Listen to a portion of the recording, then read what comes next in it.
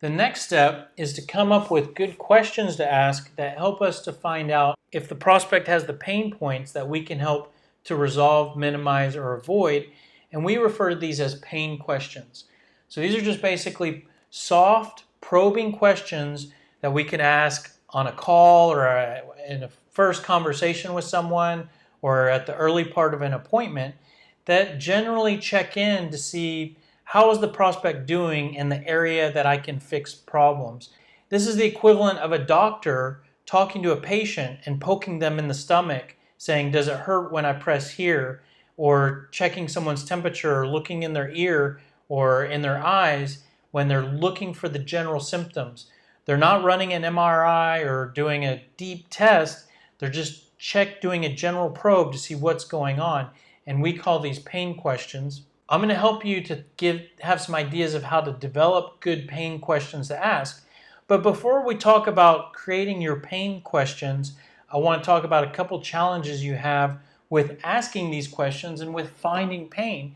And it's important to know this, to know that it can be challenging to compose the right question or to know what you're dealing with when you ask the questions that we're going to help you to create. And the first thing that you need to be aware of is what I would call latent pain. And this is where your prospect thinks that everything is okay and that they don't have pain because they're completely unaware of it. They genuinely think everything is okay and that they don't have any pain, but they really do. Let me give you an example. So let's say that you had a leak in your gas tank. It was a minor leak, but every day you're leaking gas all over the road when you drive your car. And your car's operating normal, it doesn't break down. It's not a huge leak, so you're just going to fill up maybe about 10, 15, 20% earlier than you would because of the leak, but you don't really notice that. So if I were to ask you, do you have a leak in your gas tank or do you have anything wrong with your car? You would tell me, no, everything's great. Car's running great. And that is what latent pain is. You have pain, you have a problem, you're just completely unaware of it. And that can often be the case.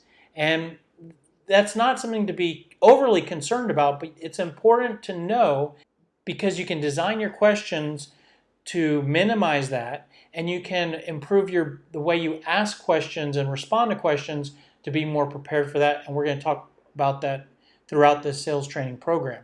The next challenge that you need to be prepared for is a state of denial. So this is where the prospect, they might know that things aren't perfect or they may know that there is a problem, but you're a salesperson and they're trying to get rid of you. So they're going to, if you ask them and strike a chord on something that's not working well, they may say that everything's okay because they're in maybe a conscious state of denial, and they're saying this, they're denying that they have pain just to kind of get rid of you so they can get back to work. An example of this might be an athlete who gets hurt in a game and they feel pain, but when the coach says, how are you doing? They say, I'm fine, because they want to get back in the game. And your prospect can do this exact same thing because they're trying to get back in the game, which back in the game is basically off the phone with you and back to work.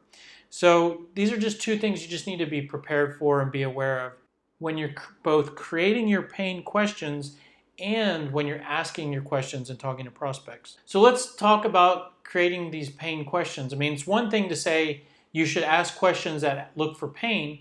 Like I've mentioned before, it's one thing to know that you should look for pain, but that can be hard to find if you don't know what to ask.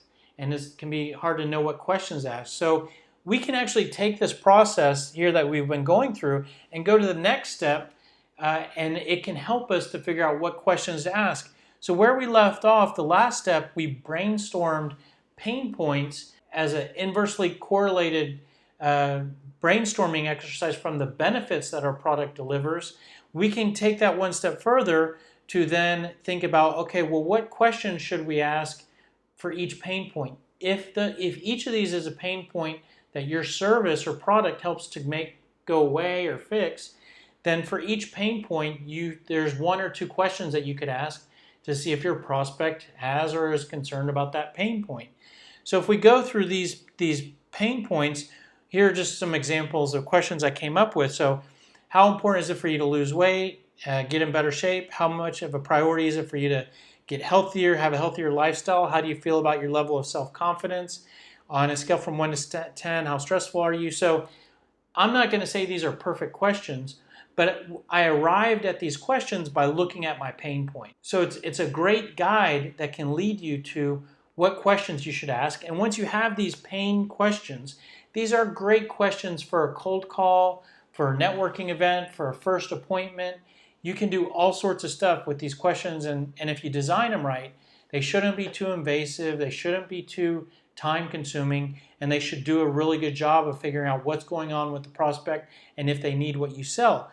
Now, we can all agree on that logic with how to get there and how to derive these from the pain points, but it still can be hard to compose good questions. So I'm going to go through a few things for you to keep in mind with composing your questions.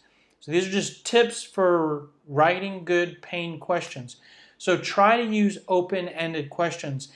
Now, it can be real easy to just look at the pain point and stick a "do you have" in front of the pain point to come up with a question, and that's actually extremely easy to do. And here's an example of doing that. So let's say the pain point is trouble sleeping at night. You could easily stick a "do you have" in front of that to come up with, do you have trouble sleeping at night? And you know what? That looks like a decent question to ask based on the service that you sell if you help to make someone sleep better at night. The problem with that question is that it can be easily answered with a yes or no. And that minimizes the engagement that you're able to create because the prospect can just say no. Or even if they say yes, it's more difficult to keep the conversation going. It decreases the amount of information you're able to extract from that question. So try to compose your questions to be open-ended where they can't be answered with a yes or no. The next thing is I like to look at the pain points that you help to resolve and start out with a feeling question. How do you feel? Or how concerned are you? So instead of just asking, do you have this? Like, do you have a leak in your gas tank, or is your car not running correctly? I like to soften it, make it more broad by asking about feelings. And so some examples of that is, how do you feel about the amount of time it takes to train new salespeople? How concerned are you about the amount of time it takes to train new salespeople? How happy are you with the amount of time it takes to train new salespeople? So if I was that's the same pain point there for all three of those questions. But if I was more direct, I might say, does it take you a long time to train new salespeople? Do you need to decrease the amount of time it takes to train new salespeople? Which I can easily get a no, we're fine. But if you make it more broad and soften it and get it more tied to their feelings, you can get more information or more likely to start a conversation. The next thing that I like to do is use questions to ask how important is it for the prospect. This is really good if your pain point is something that you know that they have. For example, if you sell a service that helps a business to get more traffic to their store, to their website, you know that just about every business wants more traffic, right? So if you were to say, do you need more website traffic or more foot traffic? That's a less than optimum question to ask because you know that everybody needs it. What I like to do is identify where does that concern rank on the things that are important to them. So if you know that they want more traffic to their website, what can be valuable to you is to find out where that is on the things that are important to them. Here's an example of how you could phrase that. How much of a priority is it for you to find new ways to increase your website traffic? How important is it for you to find new ways to increase your website traffic? So 2 ways to ask that question, where instead of just asking, do you need more traffic, you're trying to figure out where it is in terms of their priority or level of importance. When was the last time you did this question? So how often have you experienced errors in your invoices? When was the last time you analyzed your invoices? How often do you reconcile your vendor invoices? So basically looking to the past to find out what's going on this is good instead of asking what's going on today, because you may be looking for a pain point, but instead of trying to find out if that pain point is being experienced right now, you can make it more broad to just try to identify, has it happened in the past, or has it ever happened, which increases your odds of hitting something there. Because if you're very specific with, is this going on right now, you decrease the size of the target you're trying to hit, and you increase the odds of getting a no or we're fine. The last thing is I would recommend that you be caution on the side of being too invasive, especially if you're asking these questions in a cold call where you're talking to someone for the first time. For example, your product may solve the pain point of getting fined or having compliance issues in a particular area, which is very important and something that people care about.